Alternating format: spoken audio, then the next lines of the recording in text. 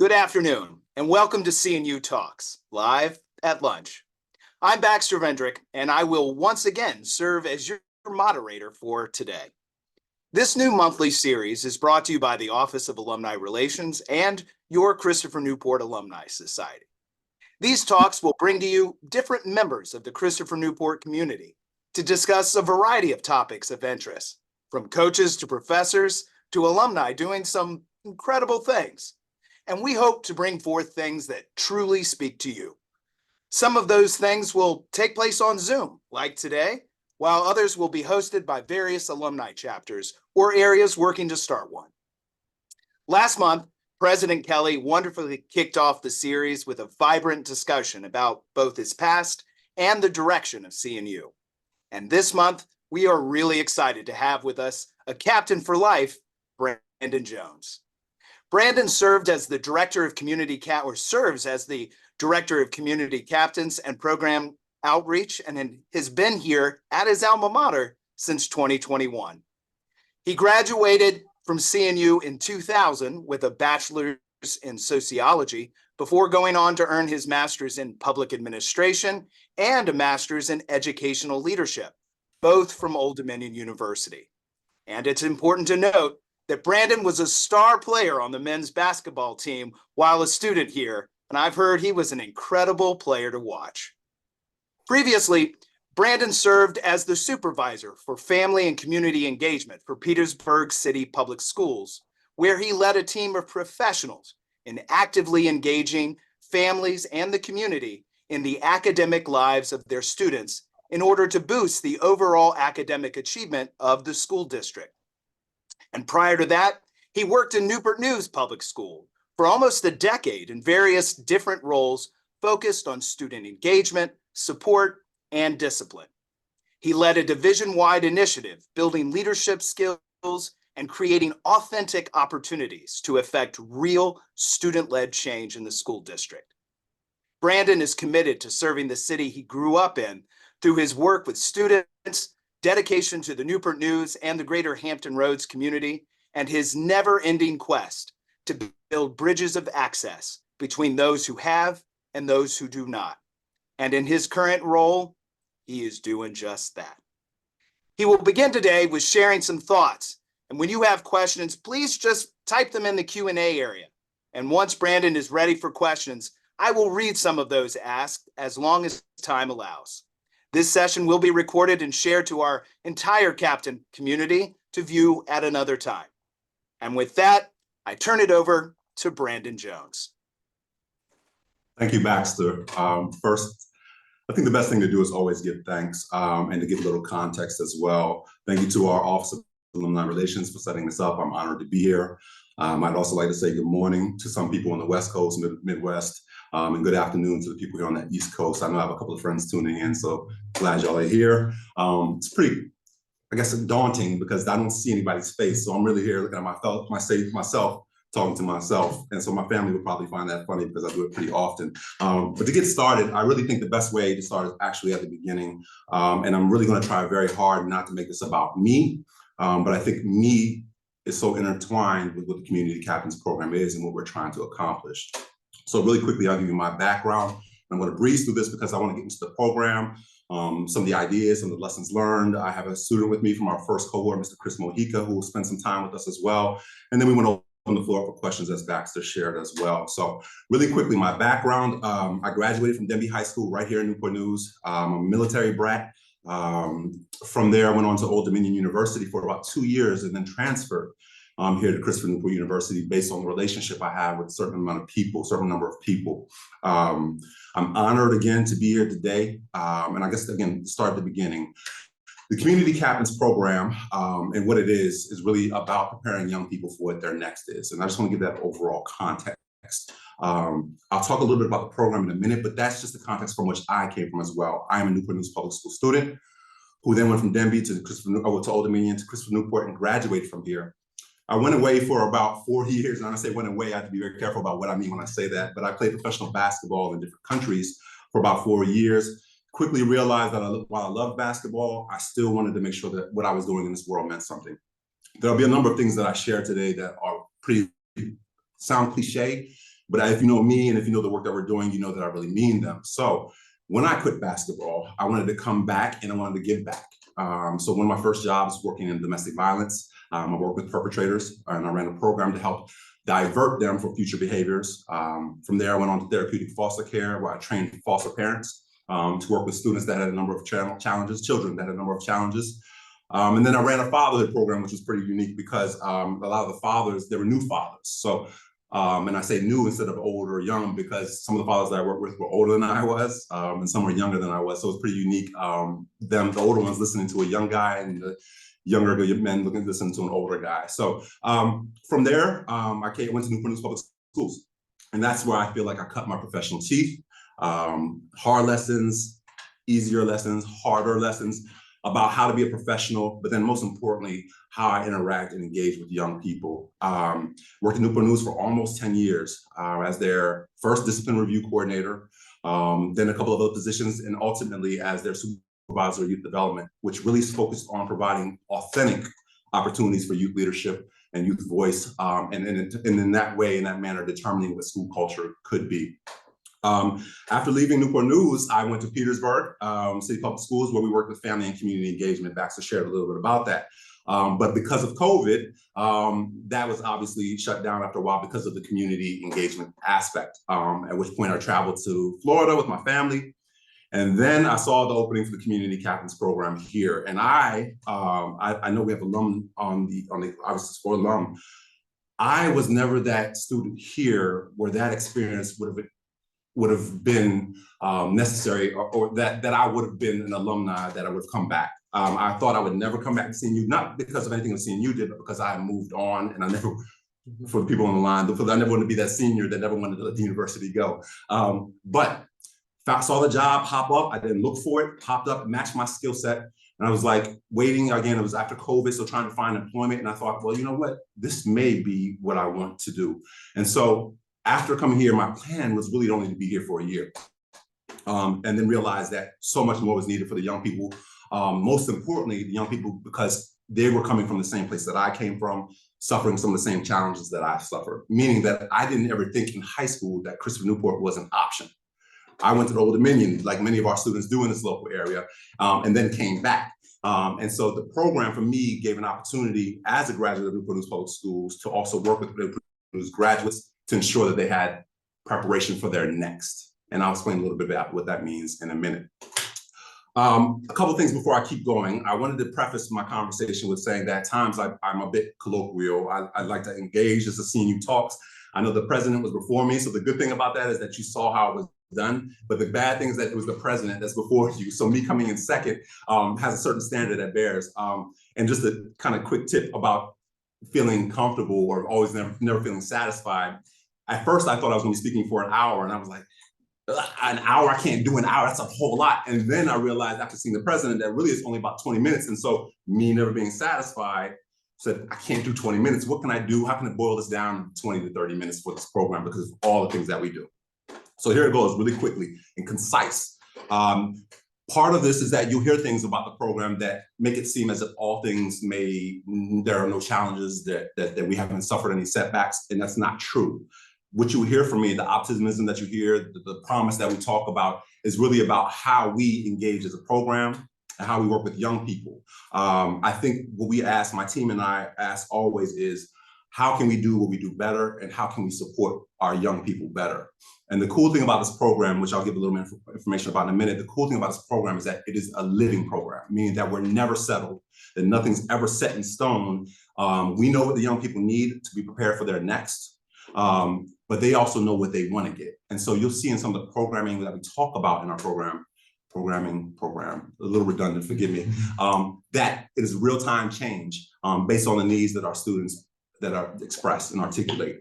When I first got on board with the program, I stated, and I meant this then, that in 3 to 5 years, that our program will be the exemplar in the Commonwealth for how a local university, a local school system, a local government, and now the Commonwealth can all play together nicely in a sandbox. Typically, I don't know how many of you people work in some of these sectors, but typically that does not happen. And so hopefully we can articulate how that is happening for the benefit of our young people here. All right. Also want to make a quick comment about passion. Oftentimes in a program like this, when you're helping young people prepare for whatever they have next, there's always a question about data and about success. And sometimes because it's a feel-good program, as some people call it, or an altruistic program with our community, there's this kind of misnomer or this kind of mistake in saying that programs of passion or programs that are doing good also aren't substantive.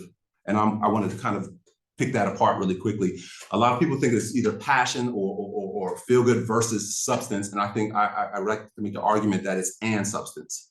So hopefully today, after I talk a little bit about the program, you hear that the program, even though we're passionate about what we're doing, even though it is a great program, even though it is altruistic for our greater community, not just for our Christopher Newport community, we're also strategic, responsive, or / adaptive, and reflective. We always want to get better.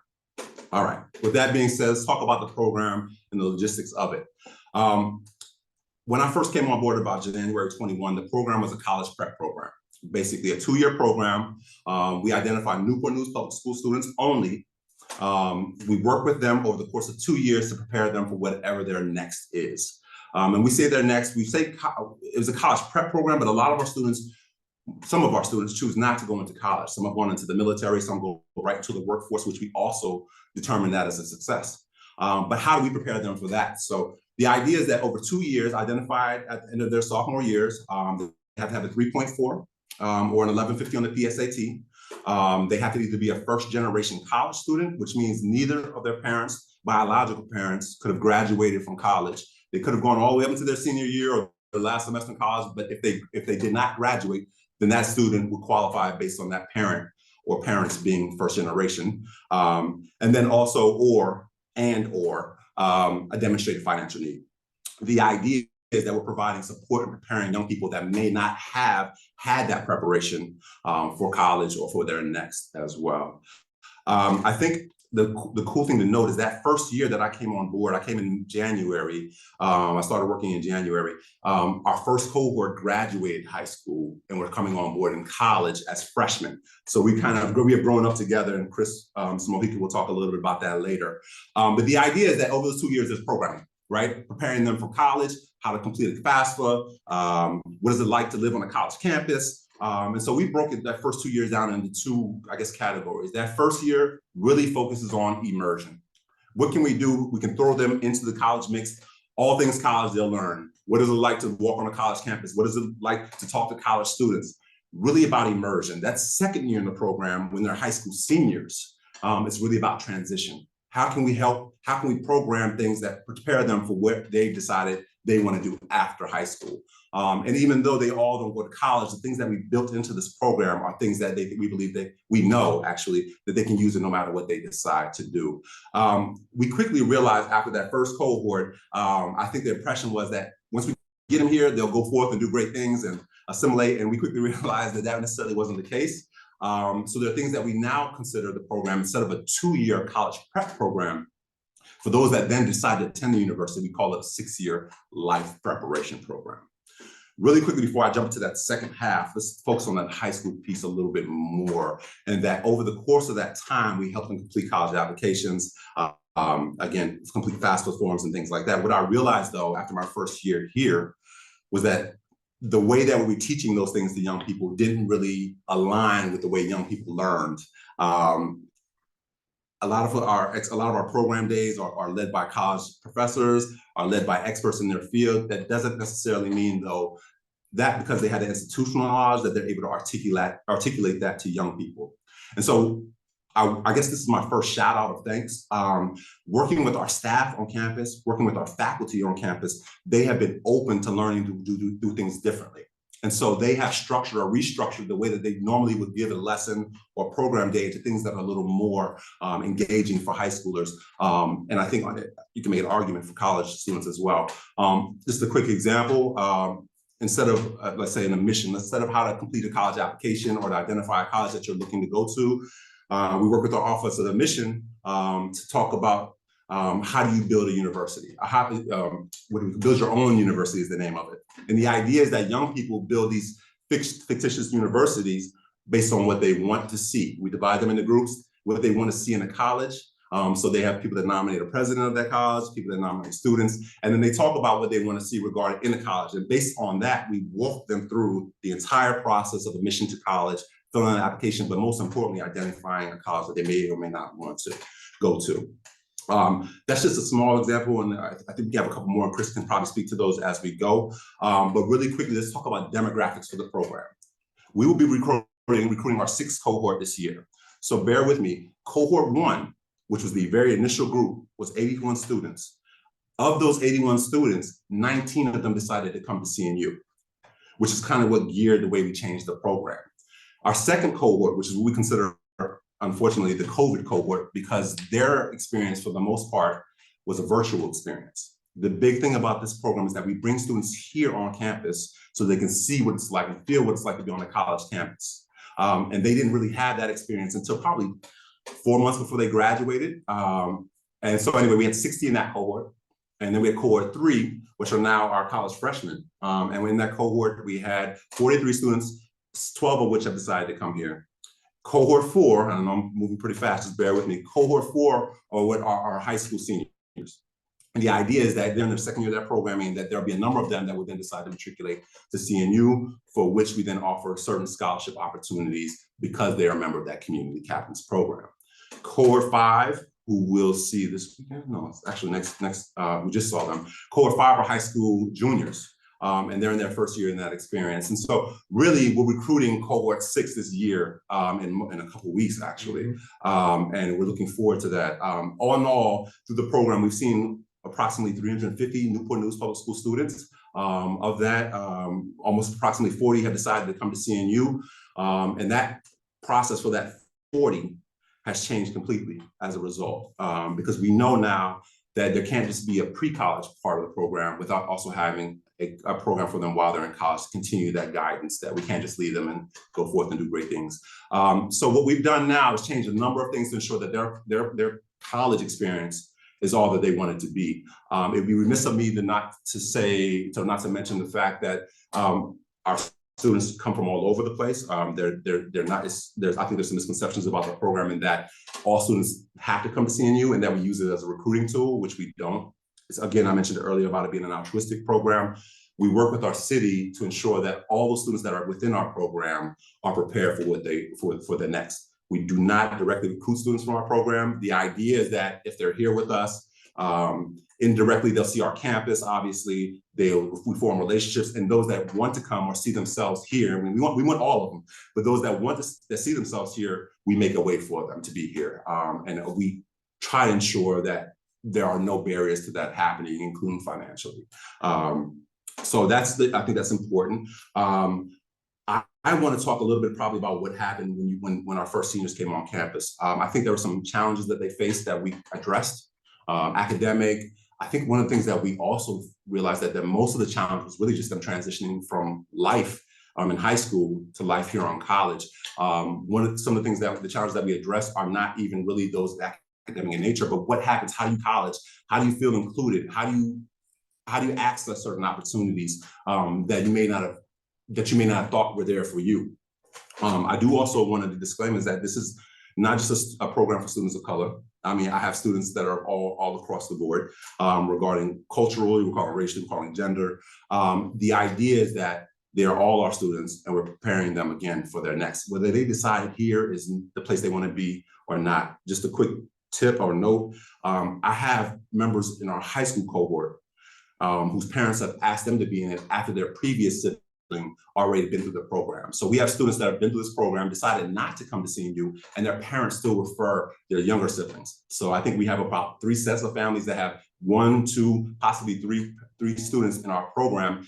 Even if they decide that this is not where they want to be, they see the value in our program and preparing for them for wherever they want to be. And that's our obligation, again, our commitment to the city, our commitment to our students to help them get to that point, to get them to that place. I think there are some things that we realize when they come on campus that they need to get together as cohorts, that they need to see each other, that they can grow, that they have that kind of camaraderie, that feeling that there's somebody here that they know that they grew up with. So what we do is we try to make sure that we ensure those cohorts, including actually their parents are involved a little bit as well, but those cohorts meet 4 times a year to talk about what we can do and what we can do to make sure that their college experience is the best it can be. Real quickly about logistics, and I'll let Chris talk a little bit as well. My team is composed of myself, an assistant director, Ms. Betsy Robinson, and our support staff, Ms. Vicki Schenk. When I first started the program, it was just me. It was an office of one, and the young man I'm about to introduce you to, Mr. Chris Mojica, who helped build the program. And now we have Ms. Robinson, whose sole focus really is making sure that that college experience for those students that decide to attend here is as rich as it can be. Ms. Vicki Schenk, even though I said support staff, she plays such a big role in what we're trying to do as well. And it would be remiss if I didn't say that my program lands in our division of enrollment and student success. When I first was here, it was a DEI initiative, a diversity, equity, inclusion program, but we moved that because really what it is indeed is a student success program. And the resources, my second shout out, but thanks, the resources and the staff and the experience and the expertise that they share with our students, they give up their time on Saturdays once a month, 9 times a year to share with these students. It's all done based on the kindness out of their heart and also just the feeling of we want these students to be successful. I think over the years, Christopher Newport has gotten, some will say justly earned, a bad rap for not reaching out locally to our local students. Reaching out to our students locally, just because of the fact that a lot of our students come from Nova. This program, to me, is a bridge to that. When I was working in Newport News, and educators online will understand this, we always used to talk about, if students come and do all the right things, if they perform well academically, if they're involved in clubs and things like that, then they'll be successful. And we all, I think, inherently feel that. But there was nothing ever tangible. Like we just knew that if you did this, you could do that.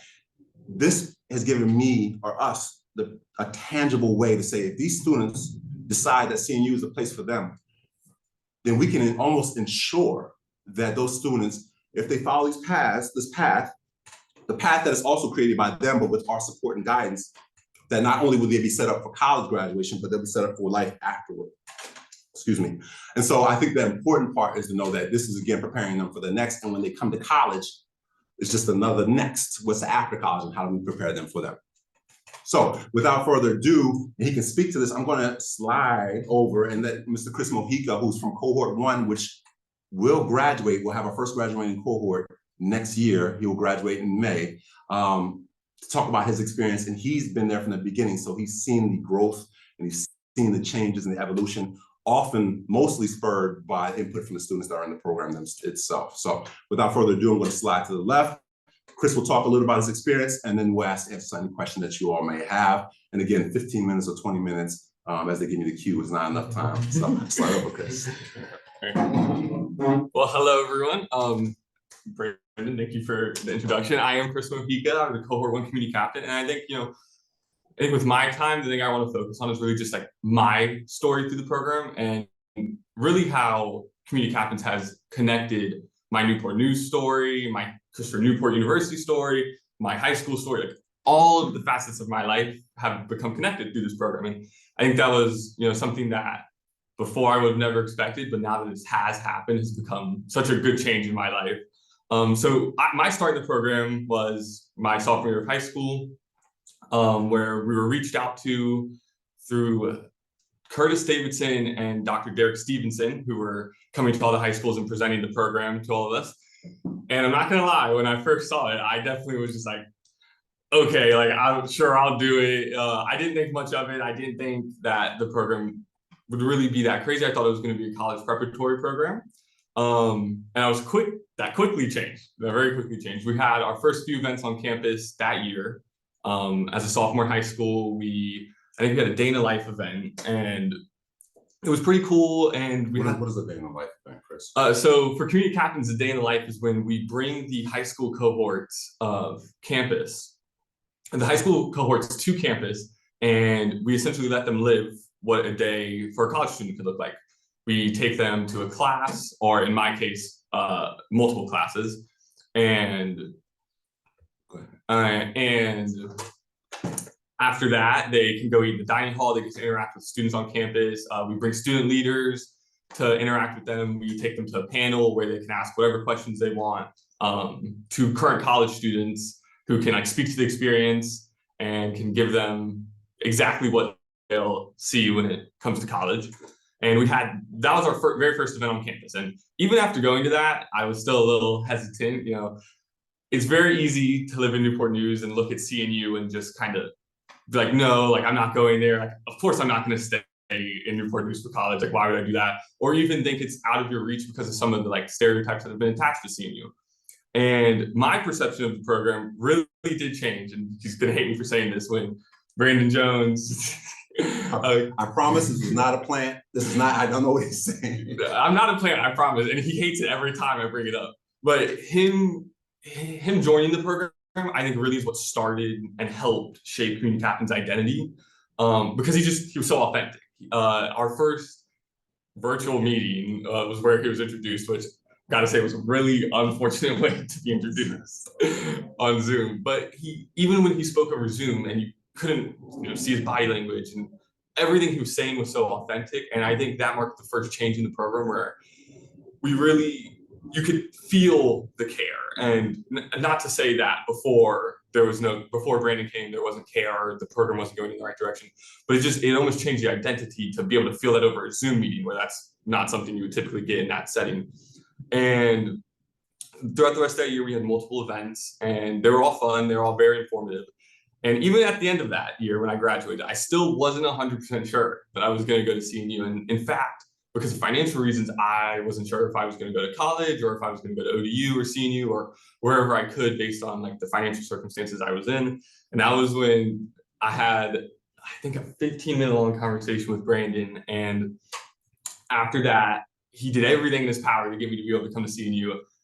And after that, I decided that I wanted to come and not only come to CNU, but give back to the community captains program through volunteer work, where I joined the Bonner Service Scholars Program and pitched the community captains program to be my recognized service site for the 250 hours that we have to complete every year. And with that, I, tried my best to help shape the program with Brandon and see what improvements I felt I could make from a student perspective. And I think that is where, it speaks to just how much like student input and student perspective matters for the program. When I first started working with Brandon, there was not an idea that he shot down. He let me fully explore, any idea I had for the program, any, want I had. One of the things that I helped implement was the service events that we do with the Newport News community every year, where we build beds with a local nonprofit called Sleep in Heavenly Peace. And we provide beds to students in the local area that don't have access to beds in their everyday life. And we, talk about the impacts that has on students, and we bring out all the high school cohorts and allow them to participate in it.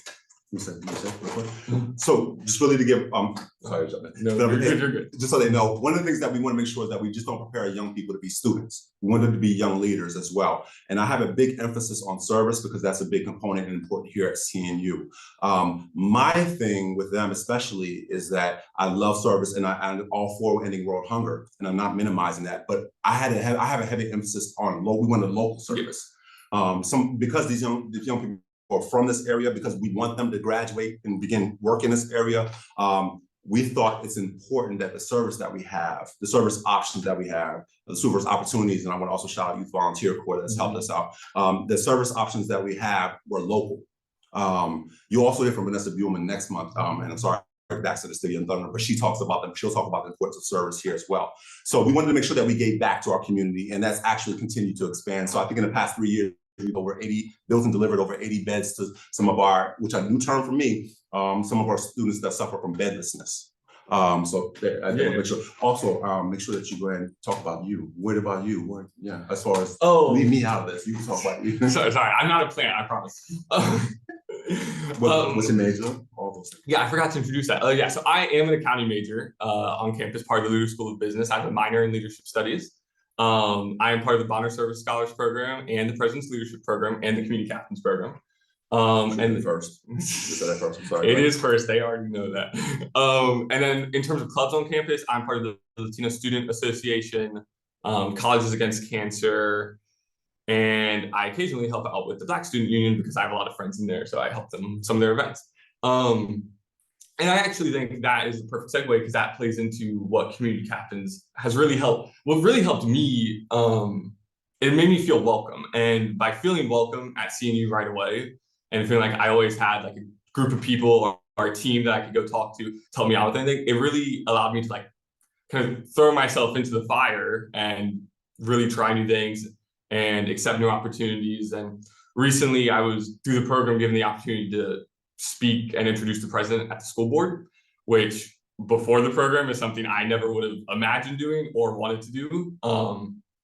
And I really think the community captains has given countless opportunities to all of the students in the program that really allow them to succeed at not just necessarily at college or at life, but at the things that they value and the things that they want to do.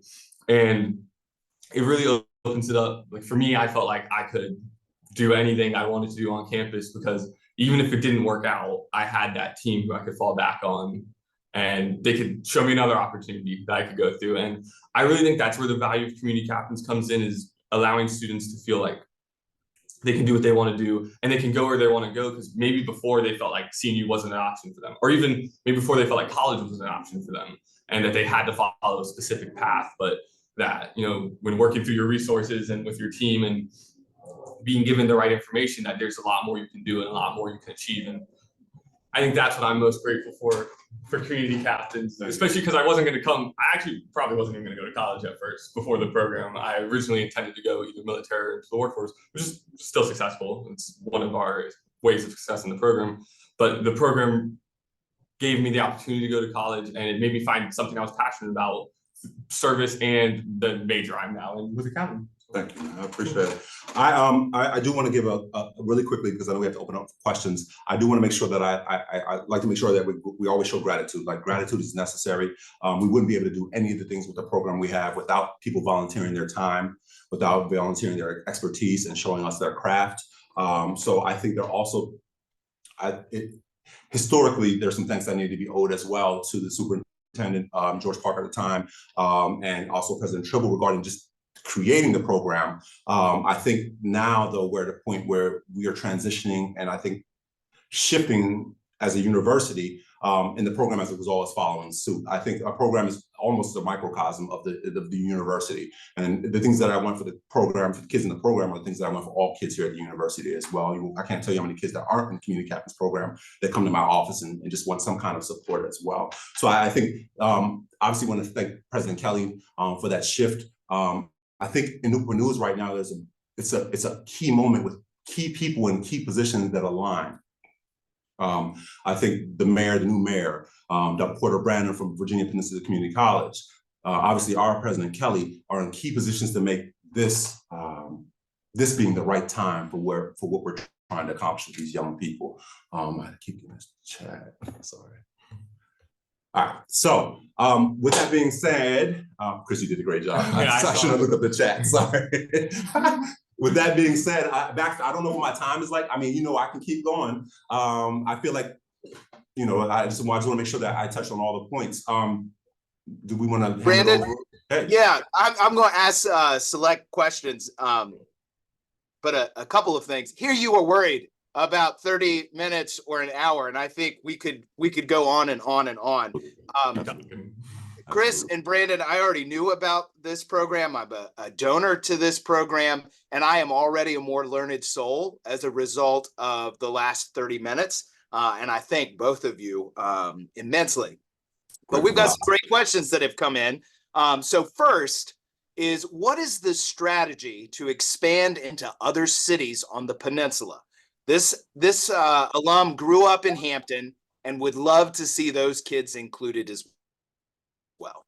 Absolutely. Well, I think at first we have to say the program is very new, right? Like, we're fairly young as programs go. I believe our President's Leadership Program just had their 25th anniversary. We're working on our 4th. My goal, and don't tell our PLP program, but my goal is to be the flagship program of the university, and that's the goal that we should have. But to answer your question specifically, we're young, and our infrastructure right now is not necessarily set up for that. I will say that there have been a number of conversations, right? Because depending on the area, you can go through one stoplight from Newport News and you're in Hampton, or in the other direction in Yorktown. And so I think the questions are a valid one, and we get a lot of people that call often to say, well, what about Hampton, and what about across the water? And so what we've said is that we definitely want to expand. I think the program. Look, there are a number of national programs that are pre-college programs, right? But I believe that ours is different because we are so responsive to what students need. And so to enable to do that, you also have to have the infrastructure to make sure that it happens. So the idea is that as we grow, that infrastructure shall as well, and then we will reach out to other cities. I think we've had a conversation about Hampton on a number of occasions, just considering how close it was and how our demographics in Newport News often match that. But right now, as it stands, it's only for Newport News Public School students, as our commitment as a university to our greater community. It's not just about the CNU campus. It's not just about the CNU bubble. It's really about what our greater community is and how we can serve them. Fantastic. All right. Question number 2. This is a long one, so just bear with me. How does Brandon measure success with his program? Does he have a number of admission targets or a number of participant targets? Just interested in hearing more about how he measures what success looks like. I'm sorry, I didn't mean to cut you off. I forgot I'm on mute. Yeah, that's a great question, I believe. There are a number of things that we measure success with. One of them, obviously, will be the fact that we have our first cohort graduate next year, right? And that'll give us our baseline for data going forward. What's the average time it took for students to graduate? What are some of the things that how was their GPA affected in that? How many students did come? But again, success for us is not, just those students that come to CNU. I think that's, again, a mistake that people make, is that because our program is housed here at CNU, we expect and recruit from that. And that's not at all true. In we have a staunch kind of, we're staunch against recruiting directly. Success for us is making sure that those students find their next. And my background is K-12. K-12 means kindergarten to 12th grade for those that are not educators. And standards of success are always asked or measured. How do we know that this is working? So we receive qualitative feedback. We have exit tickets after each program day where students tell us what they like most about the program that day, what they want to learn more about. And then we kind of tweak that based on that student input to ensure that their experience, knowing that we have to give them what they need to get, but that experience also catered to what they also are worried about. A case in point, after COVID, well, I mean, it's not after, it's still within, but after the shutdowns and things like that, a lot of our students struggle with mental health. This is a big thing across the nation. And so students wanted to know more about what they could do to address that. So we worked with our Office of Counseling Services to provide a mental health and wellness day. And how do we teach young people to identify their stressors, identify ways in which they can to mitigate that stress, and those things that they can use for their next. When they go to the next, they can use those skills. So that was just an example of how initially that wasn't even in our programming, but based on student input and I guess also environmental concerns. Our environment, we wanted to make sure that they had that kind of outlet. So we have professionals, again, from our Office of Counseling Services provide that kind of input. Success is all my kids graduating. I don't want to lose any of our kids due to academics or any other reason, which we find life is a big part with some of the challenges that our students face, especially considering that they live locally. We've seen that we always think when kids go to college that it's hard for them to let family and home go. Well, we've realized when they got here a lot of times, especially maybe because they're locally, that it's hard for home to let go of our students and let them grow as well. But for us, it's a graduation, us as GPA, there are certain requirements. They have to remain in good standing with the program, not just a GPA, but also engagement with the program, because we have things that we want them to do on campus. Success for me is just graduation, to put it simply, but we have markers and benchmarks of success each year so that we know how we can improve every year. Yeah, and I think just to I guess an informal way we measure success is engagement in the program. I think from my side, I think the engagement that we now see with cohorts 4 and 5 is a lot better than what it was with cohort 1 and 2. And maybe that was because it was COVID, but I think seeing the way students interact and the way they see joy in the program and the way they experience the program is definitely another marker of success. Absolutely, that we have. Absolutely. Our new cohorts are on fire. No disrespect. Yeah, no, they're different. They're good. All right. Thank you, Baxter. All right, another question, and this is a long one as well. These are some in-depth questions, and I appreciate them. Love it. As you recruit new cohorts, how do you get young people to think beyond those immediate needs that they have and those concerns, and spend some time thinking about their futures and how they may go about achieving their career goals? Yeah, no, that's a great question. I think real surface level, my experience working with young people, my failing and being successful has kind of made me the professional I am today. Youth development, which is what I was in Newport News when I was working in Newport News, really talked about student voice. And I think that working with these young people and identifying what they want to learn and how they are, what engages them is important. One of the ways that we do that, though, is when we recruit, we talk to students. I think every student that has attended here has attended the university based on a relationship. I'm sorry, that sounds cocky. Based on the university, but based on the fact that then when they know they come here, that they'll be taken care of. I think when we recruit our new students, we try to show them that in the interactions that we have, and the learning of their names, and the opportunities that we provide them. There have been a lot of opportunities that have, I guess, branched off naturally from the Community Captains program. I know a couple of years ago, working with some of our departments, and Dr. Catherine Cole, one of our chemists on campus, a professor, we've created a Community Captains STEM summer program for rising high school seniors. So the summer after their junior year, they're paired with a mentor or professor on campus for the summer, where they get paid to do research. And even if they do not come here, that is something that we think puts them on their resume. And I don't want to say that's the program that has. I definitely want to put this back on the kids and students of Newport News as well. I have not, real quickly, remember my position before was discipline review coordinator in Newport News.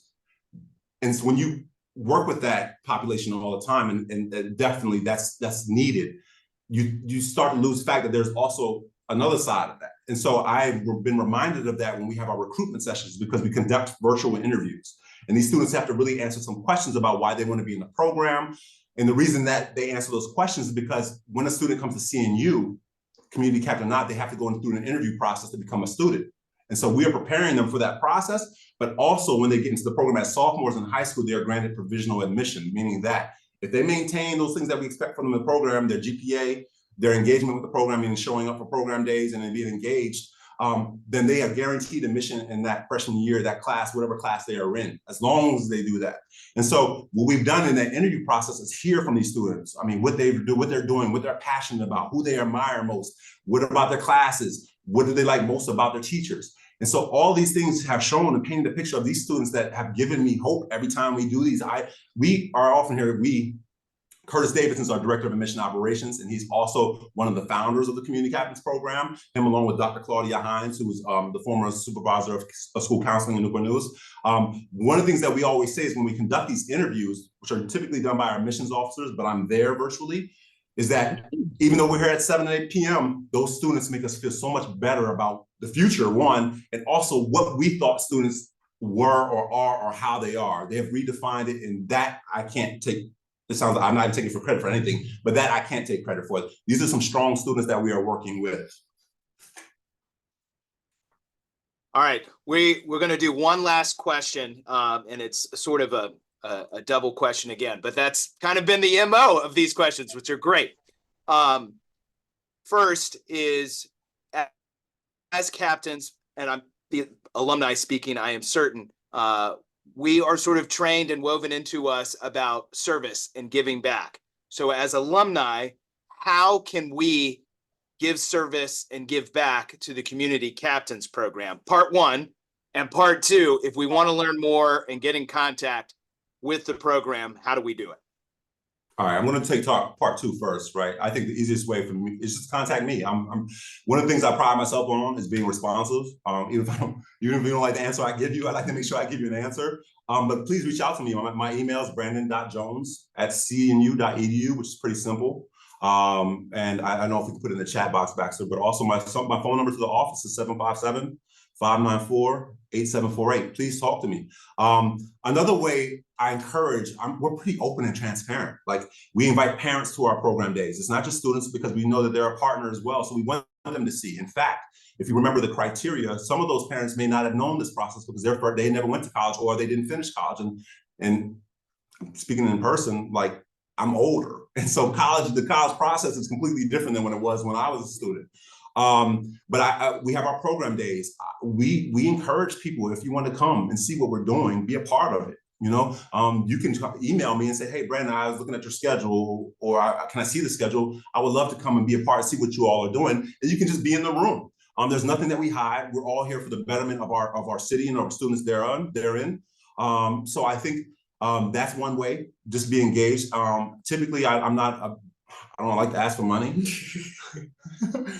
But all the money, I mean, that we have a campaign every year that our staff and faculty contribute to, that goes directly to those students, to the Community Captains Program. Sometimes scholarships, sometimes it's more about programming. You can earmark it for what that is.